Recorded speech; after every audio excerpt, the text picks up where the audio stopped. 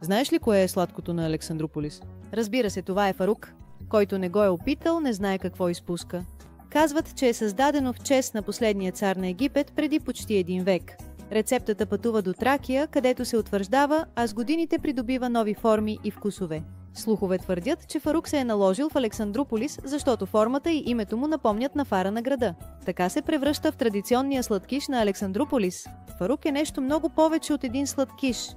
Той е ориентир на вкуса, част от идентичността на града, една сладка история, която продължава всеки ден в Мока с постоянство в качеството, грижа и истинска страст от 1989 година. Пухкаво ръчно приготвено тесто, кадифен крем, шоколад от птици, вкусове, които възхищават. Това е фарук на Александрополис в Мока. Най-известният, най-опасно пристрастяващият сладкиш в града – Класик, Дарк, Орео, Фереро, Рафаело, Буено, Блек Форест, Биското, Шоко Оранж и дори Дубай. С над 10 вкуса в Мока определено ще намерите своя любим. А ако искаш да опиташ още, сладкарниците Мока са тук, за да те задоволят. С 4 магазина в Александрополи, винаги близо до теб са свежест и сладки изкушения, които се отличават.